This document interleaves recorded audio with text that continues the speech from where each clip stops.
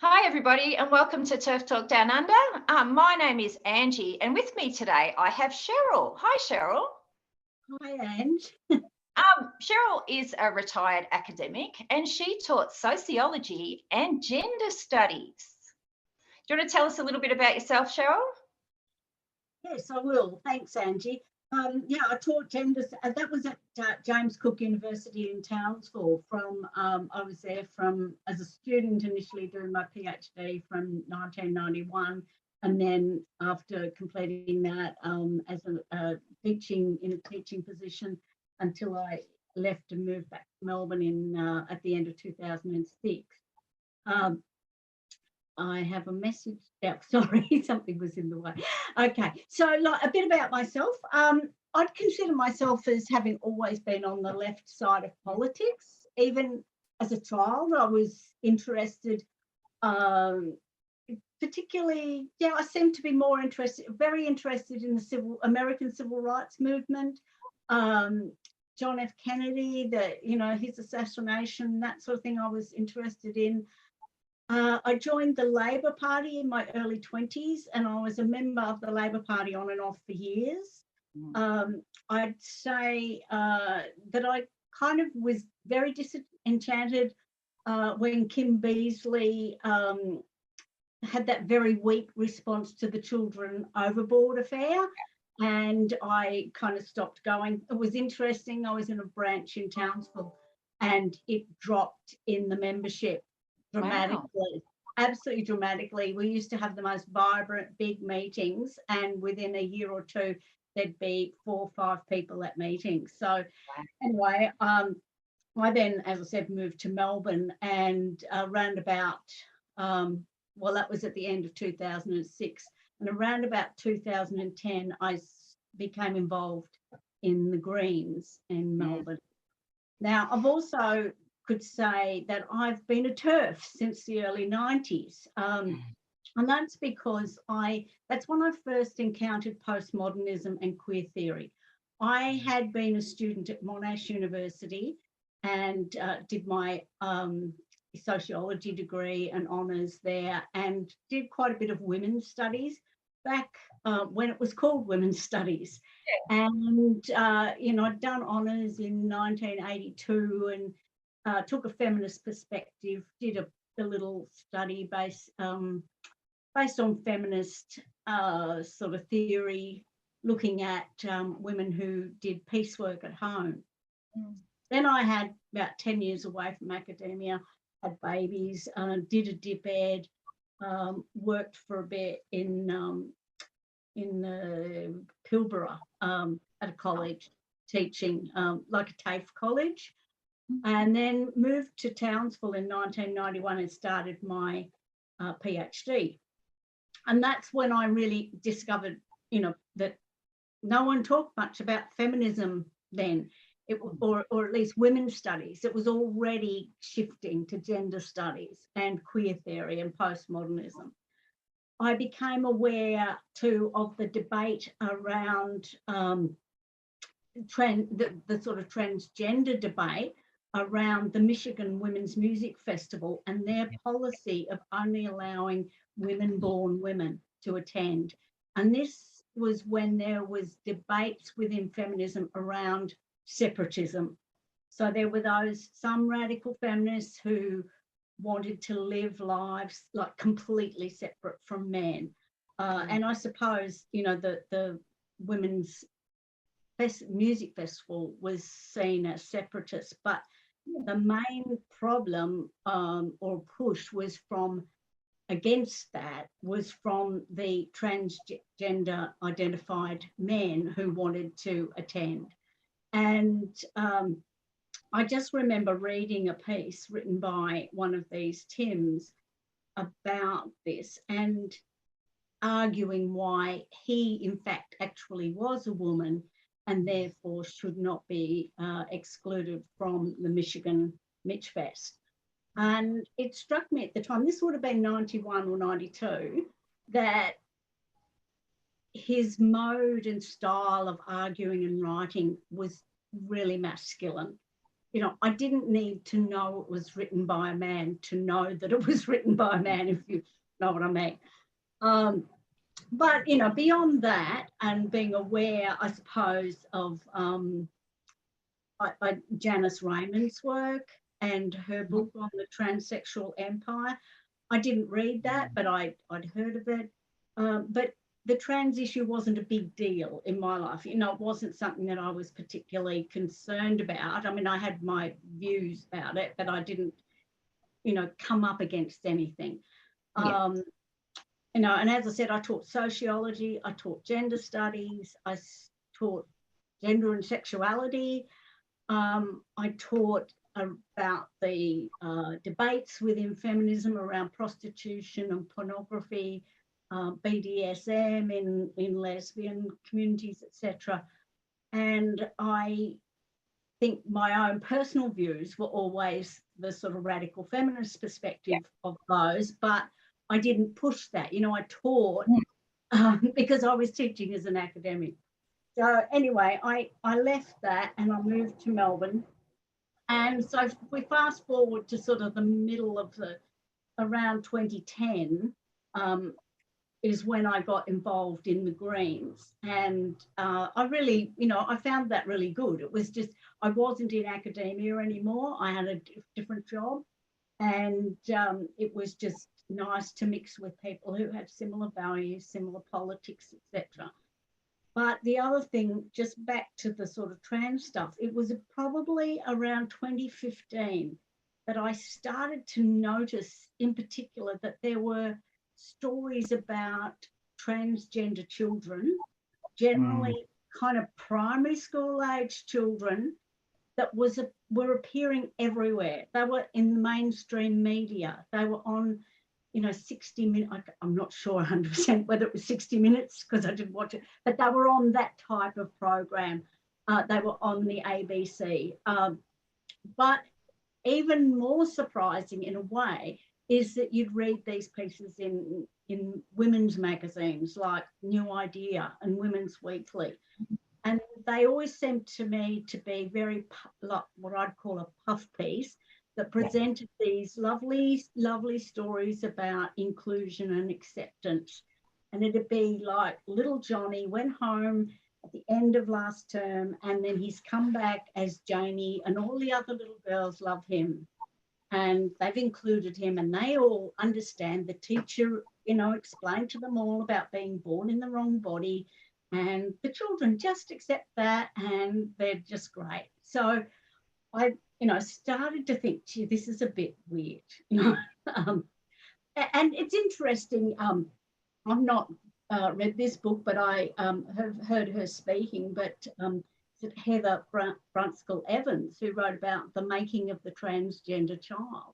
And in fact, it's really quite a social constructionist perspective, which, you know, sociological perspective that sees how this whole notion, if you like, of a transgender child has been created through the media and people have just swallowed it and bought it. So, and I started to notice that. I'd also joined the Queer Greens group in Melbourne. I'm a lesbian, so these days I have been for the last 20 odd years.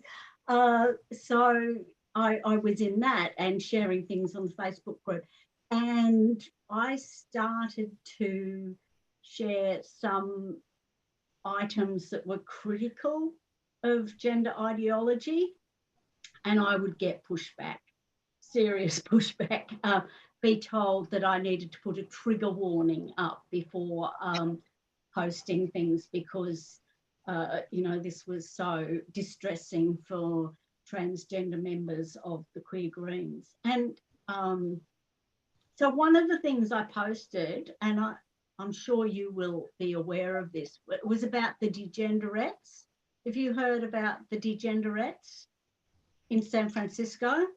Remind me. Okay, there was a group that formed, and they're still active in San Francisco, called the Degenderettes, and they would attend pride marches and they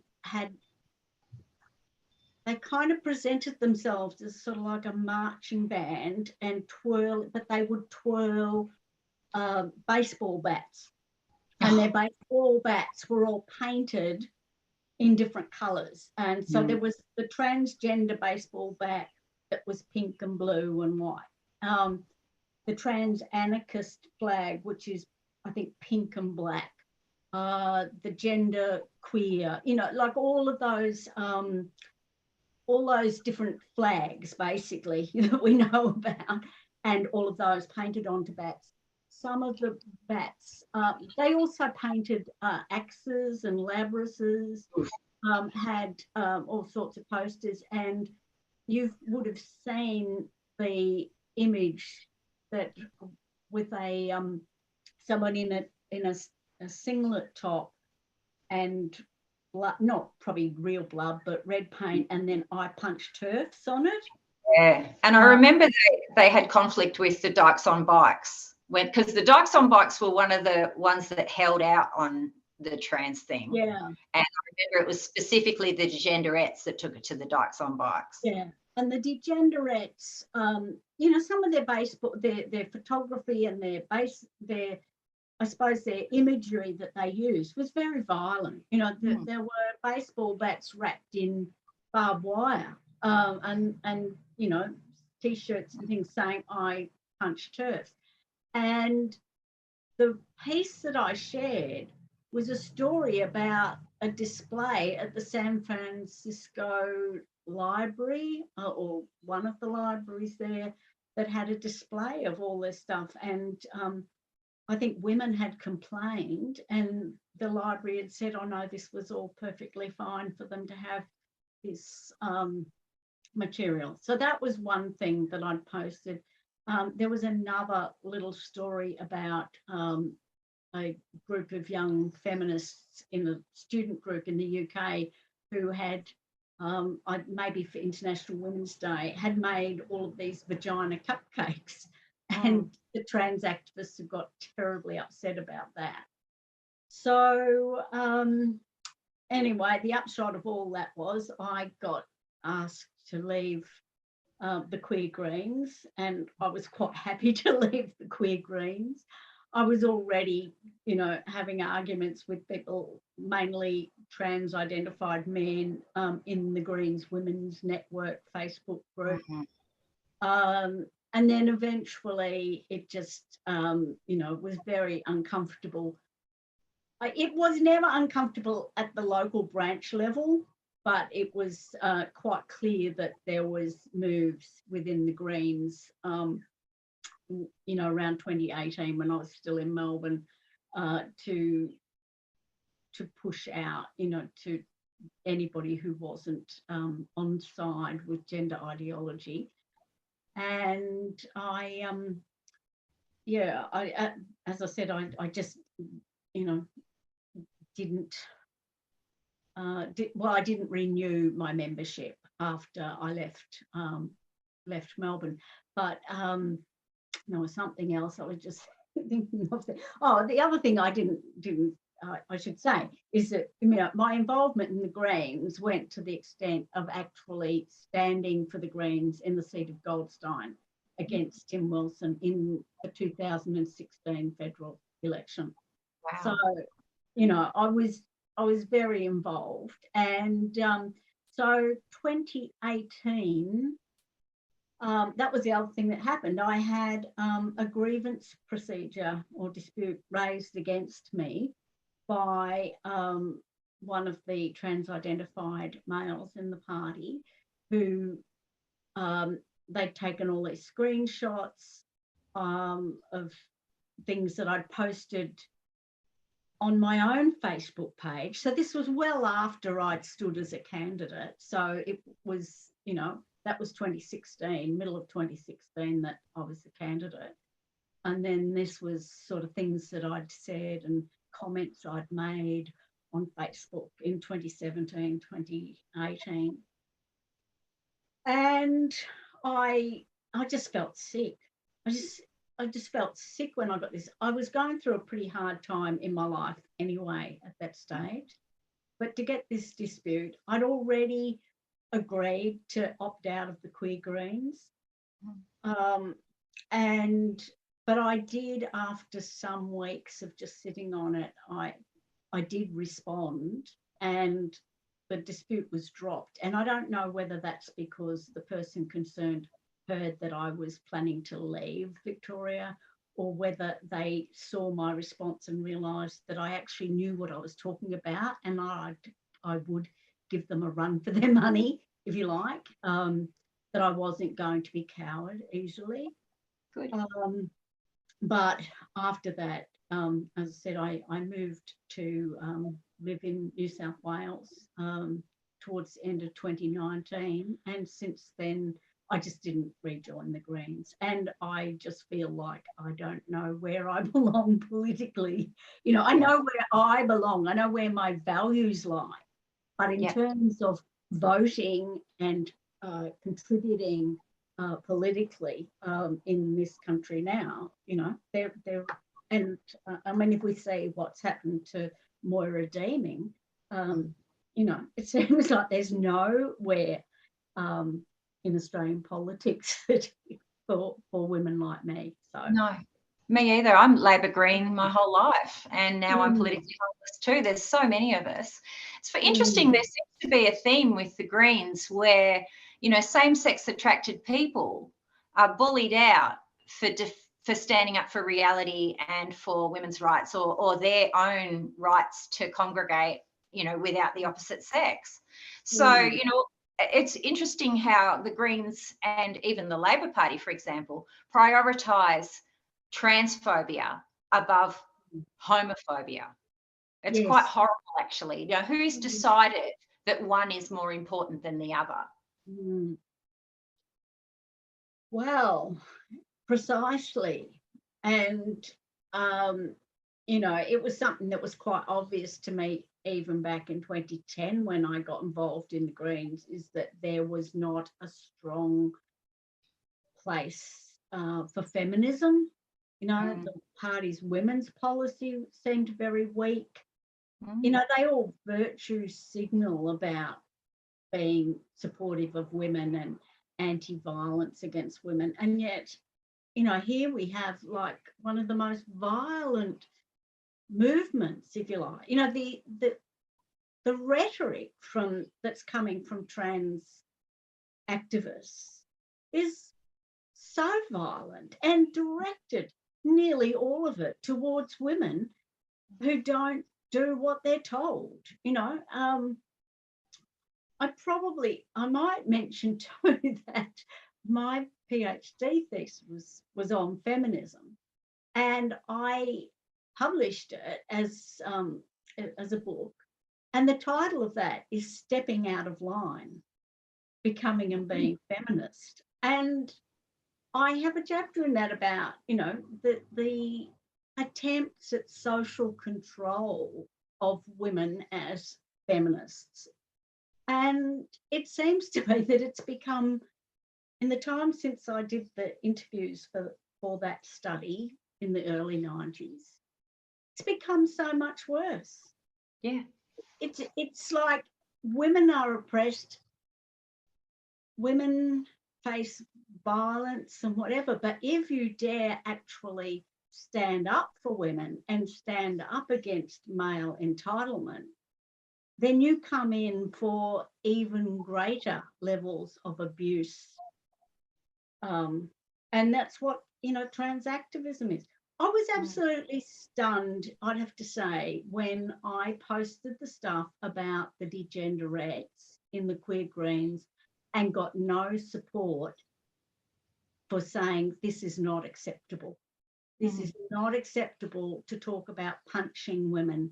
It's not acceptable to talk about, you know, having baseball bats wrapped in barbed wire and swinging them around at pride marches and making it 100% clear that proud lesbians were not welcome, that dykes were not welcome, unless they were prepared to accept men as sexual partners. So we had the cotton feeling, we had the idea that you're a racist. You know, we've heard that from the head of Stonewall in the UK. Sexual racist Nancy Kelly, yes.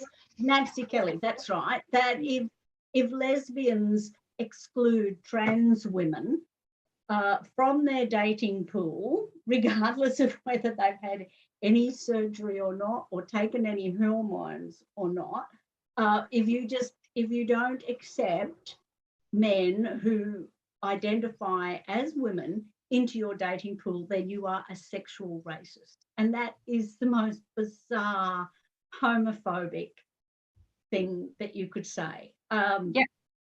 And yet, you know, we then get smeared as bigots, hateful, violent, you know, Nazis. we can have Nazis, fascists. I was at the IWD Meanjin rally in Brisbane back early in March, and we were just screamed at for sort of hours, you know, 2 hours by trans rights activists. We don't go to their events and scream at them. No. I don't think there is any, I don't think anyone's had that happen. No. And, you know, the most we do is, you know, say in something like in, you know, if you're a member of, when I was a member of the Greens and I went to a state council meeting, the worst I ever did was stand up and, you know, rather nervously and shaking, say that I didn't feel particularly welcome in the Greens as a lesbian. And that's violence. I post some things on a Facebook page and I'm a fascist. It's bizarre. It is. It's unbelievable. Like Yeah. I've been alive for over 50 years and I've never really felt, you know, stifled and silenced like I do now as a woman. Yeah. Yeah. And it's I think it's interesting because there's clearly more pushback all the time, and that is from you know, from ordinary people, from women, whatever. More people are realizing what's going on. More gay men are realizing what's going on. And you know, back you know, 2017, 2018, when I was posting the odd thing, you know, I was keeping up to date with nearly everything that was being written on this, and there'd be something, you know, every week or two. And now I couldn't keep up with it all every day in my, because I follow quite a few of the wonderful, wonderful people who are researching and writing on this, like Eliza Mondegreen. I just absolutely brilliant work she's doing. I follow Glinna. I follow who's that? Oh, Julie Bindel. Just so many that, and there's one, oh, Redux, the women, Genevieve Gluck, just so amazing the work that they're doing. And it just, there's so much, which is really positive, but it's, you know, it makes it hard to keep up with. But what I'd like to do now, if it's okay, is talk to you and the people watching a little bit about what I'm going to do for my bit about this now, and this project that I've got, that I've started in the last few weeks. Do you want to hear about that? Yes, please. Yeah. I'm a bit excited. Okay.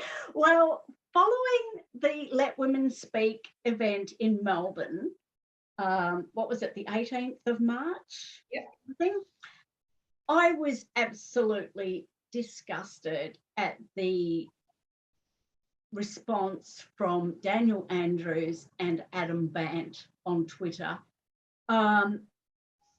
The smearing of the women as Nazis because they just happened to be hijacked by, or their rally or their event was hijacked by these ridiculous little neo-Nazi boys. it made me so angry, the lies.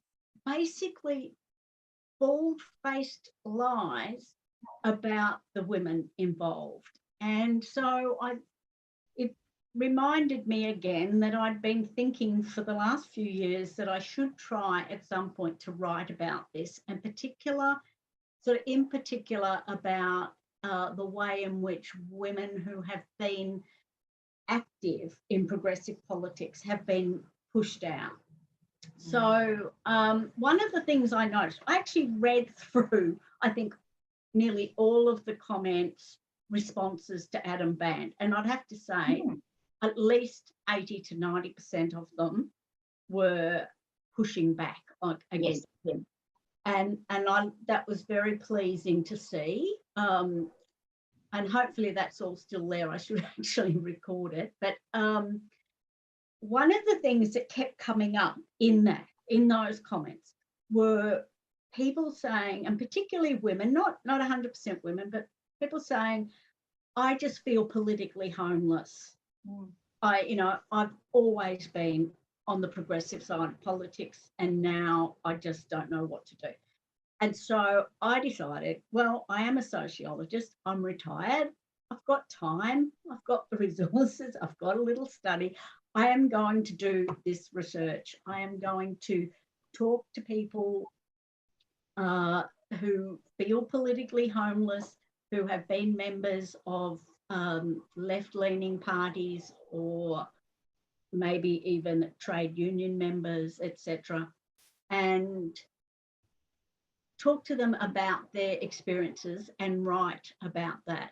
So my goal is to write a book, and the working title is Politically Homeless, Progressives Rejecting Gender Identity Ideology. So I've started already. I'm halfway through the introduction, and I have started to put together a list of contacts, a list of people who I know or know of who have been, say, members of the Greens or the Animal Justice Party, or in one case, someone who'd been involved, I think, in the past in the Communist Party, and then very much in union politics, who have been really ostracised within their own party and their own networks, within environmental groups even. Yeah, I've actually had one of the people that I'm speaking to who's provided me a lot of detail on her story already, and very involved in environmental politics, and really just basically ostracised within environmental groups for not wanting to share pronouns. And this sort of thing. And in fact, that reminded me, I don't know whether you or you watchers are very aware of the British woman by the name, I think it's Helen Steele, who was very, I don't know what's the word, infamous or well known over there, around this case that McDonald's defamation case that she and another activist back, it would have been in the 90s, I think, were taken to court by McDonald's for defamation because they distributed this flyer outside McDonald's stores, criticising McDonald's on a number of grounds, and they fought the case. They were both very committed environmental activists and didn't really have much in the way of resources. I think they both lived in council or housing, and so they didn't really have much to lose. It's when these companies use what they call lawfare against people who have a home, that if they lose the case, they lose their house, they lose everything. Well, so these two didn't have a lot to lose, and they fought the case and defended themselves in court. and had whole teams of people globally feeding them information to prove that everything that they'd said on their flyer was in fact true, and they did.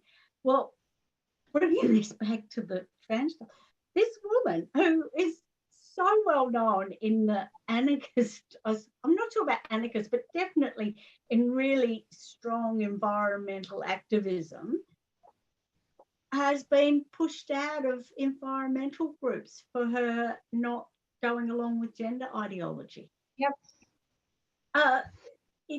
It's just, and then, you know, we get called Nazis and fascists. Yeah.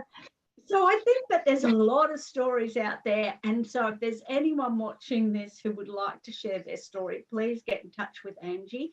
I'm in particular interested in speaking to people who have been either members of political parties, you know, active members of political parties on the left or the progressive side of politics, who have either maybe still in there but feel really like they're silenced within the party, they can't talk about this issue, or they've been pushed out, or they're ostracised, or maybe within, as I said, within the union movement. I know one woman in Brisbane who was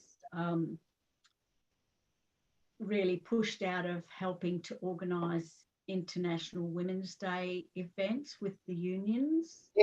Yeah. IWD, you know, that happens, I know, in Melbourne, IWD, it's run by the Trades Hall, you know, they have things. And so, and they, like the political parties, have been taken over by trans ideology. And that can be quite personal. Like they've personally rang me down online, the Trades Hall in Melbourne. So yeah, they can be pretty nasty. Yeah. So that's my plan. So that's, you know, amazing. So get in touch, everybody. Just starting. I'm the way I'm doing it, because I you know, don't live in the city, and because there are, I mean, I have now had contact with women in Perth, in North Queensland, in Brisbane, in Melbourne, in Sydney. There's women I know in Tasmania, in Ballarat, in Melbourne.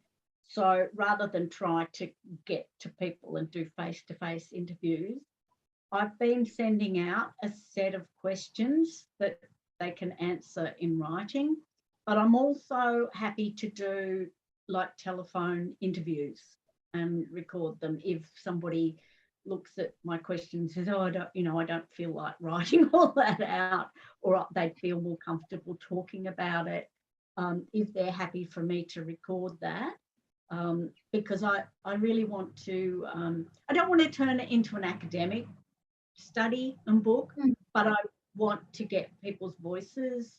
I want to be able to show that it's not just one or two disgruntled members, that this is widespread and that it's actually really damaging to progressive causes. I think that's what makes me even angrier. And I know this one woman who has just sent back to me answers to the questions, and she really appreciated the opportunity to I suppose talk to, you know, it's not talking, but to express how she felt and talk about, in a sense, or write about what's been happening to her.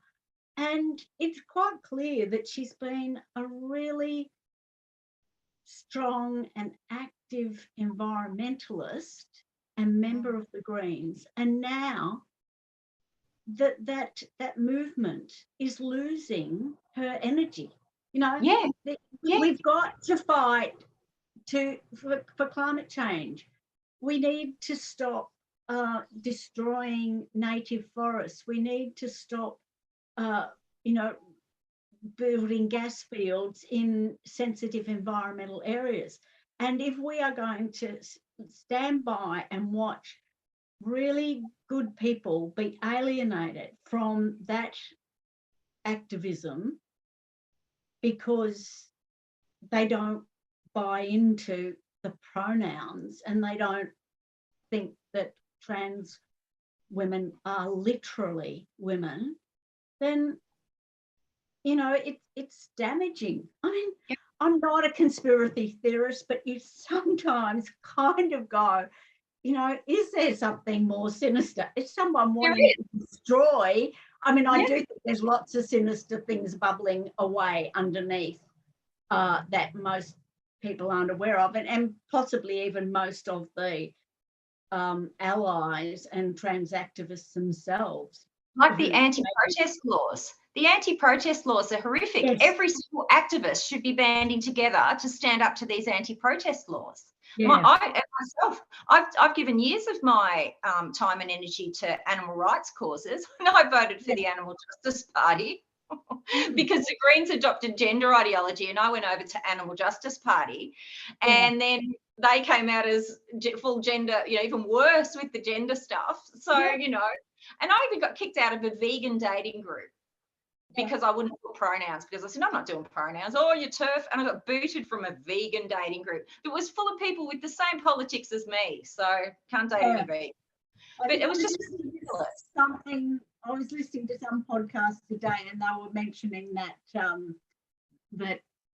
I think it's been around for a long time. I think they said it was Freud who said it, that the narcissism of small differences.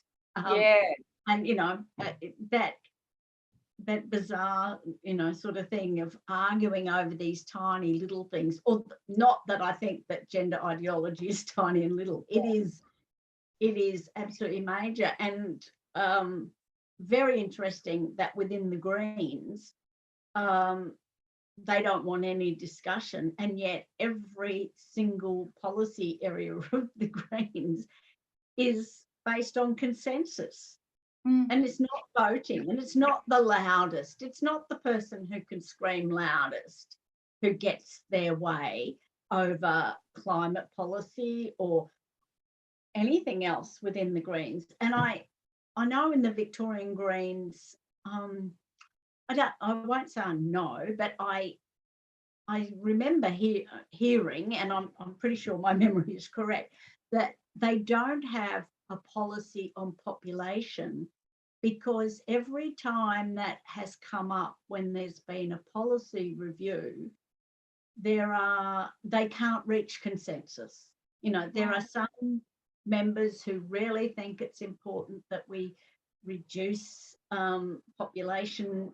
I don't know whether some of them have argued for reducing migration on that basis or what. All I know is that, you know, there's differences of opinion that cannot seem to be resolved by just discussing and trying to get to consensus. And so the consensus decision seems to be, well, we put that in the too hard basket.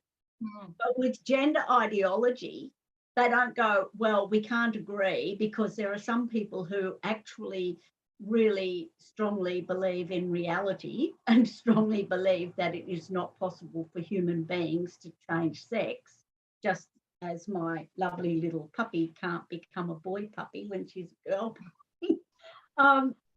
You know, they don't decide, well, we put that on the back burner and we'll discuss it again next time, and we'll keep discussing till we can get to consensus. No, they get it to consensus by bullying anybody who doesn't agree with gender ideology, and basically making life really uncomfortable for them if they want to remain in the Greens. You either decide that you are going to, in the interests of sort of fighting for climate change action or any of the myriad other really good things that the Greens stand for, that you're going to just bite your tongue and shut up about gender and the assault on women and girls and gay people and gay men and lesbians, or, you know, you leave.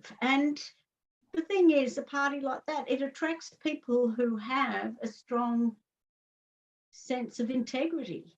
And so most of us don't want to say, well, look, I'm just going to have to, you know, bite the bullet and pretend that I believe this because there's more important things. And this is an existential threat.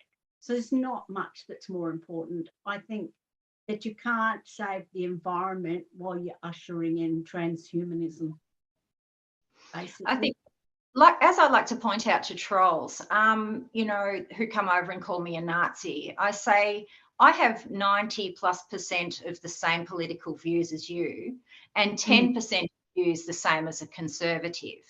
So if I'm a Nazi, you're a Nazi. You know, it's false associations that this one issue, if you disagree, then you're the worst person possible. And yet you can agree on every other thing. And, you know, and they're just not getting how ridiculous that is.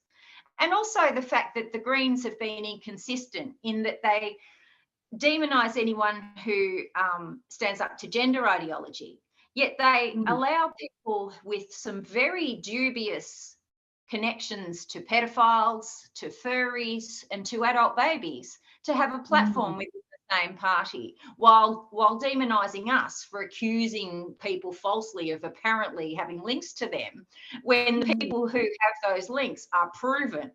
You know, it's just the hypocrisy of it. And yeah, that's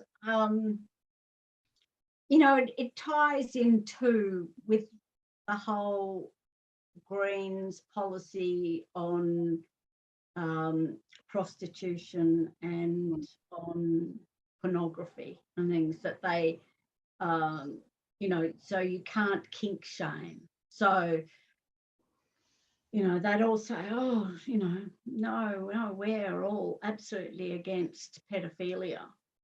But in reality, they are supporting people who,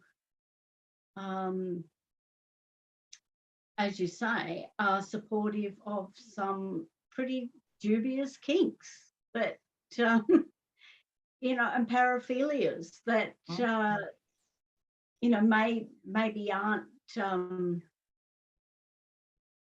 I'd just be, I don't think there's many of these people in the Greens who believe in supporting transgender ideology are supportive of pedophilia. No. But I do think that there are pedophiles in the world, as we know. Everybody knows that every week there's the, you know, another story in the paper about some mostly men, and occasionally they say it's a woman, but you read further and it's a man who identifies as a woman, who's been found with so many thousands of child porn images on his computer.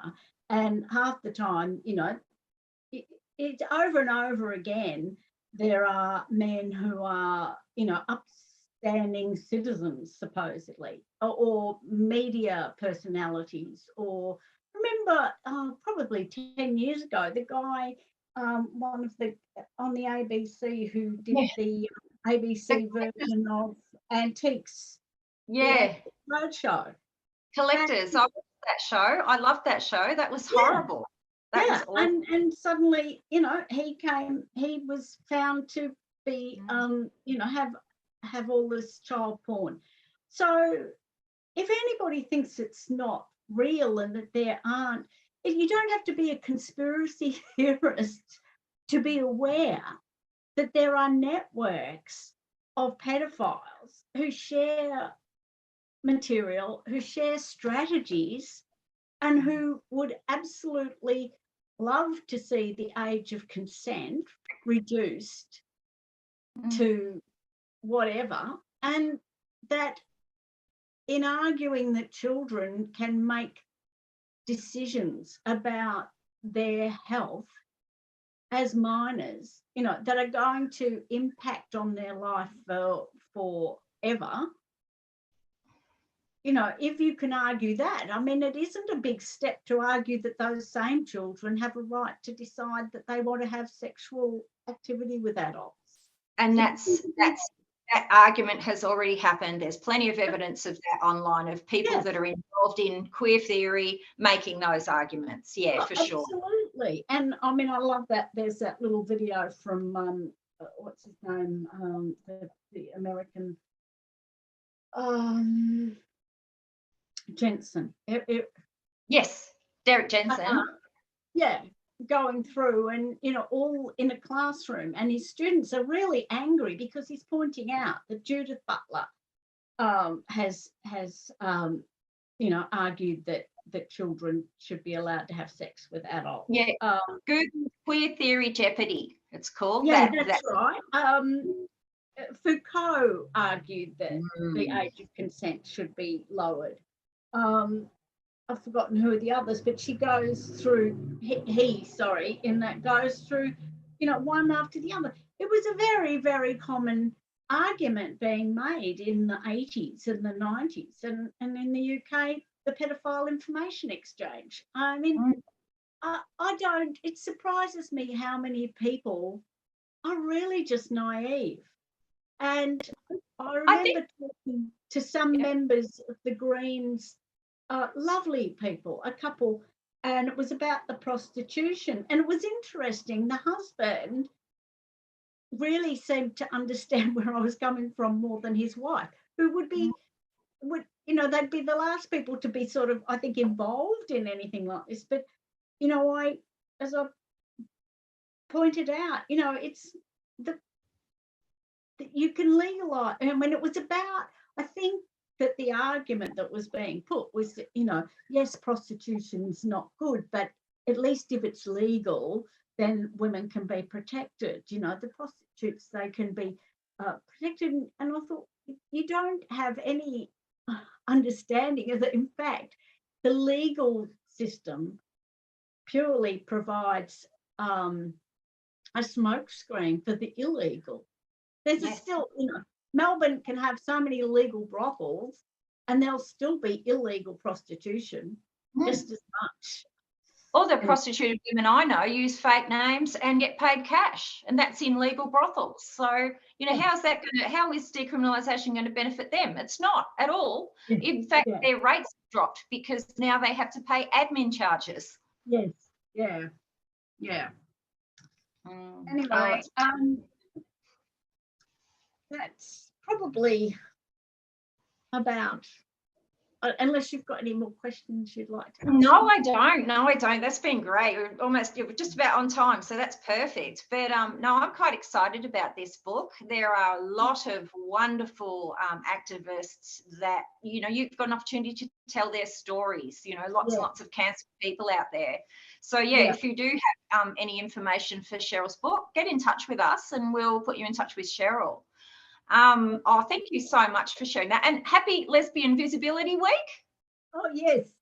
Has anyone raised any flags for you? Have there been any events? Are there, you know, any of that? I'm going out to dinner with a group of lesbians tonight. Beautiful. It's just fantastic. A group of friends. But, that's see. So that's good. Yeah, great. I love it. I love a turfy dinner. So no, it's good stuff. Well, thank you so much for joining us, Cheryl. And keep us posted about your book and when it's released and all that stuff, because everyone would be quite interested. And good luck with your research. So thank you everybody for joining us this week. If you could please like, share and subscribe. We are nearly at 3,000 subscribers, and it would be really exciting if we got up there this week, so that would be really good. I also have a Patreon if you'd like to help with funding some activism. So thank you very, very much for joining us, and we'll see you again next week. Thank you.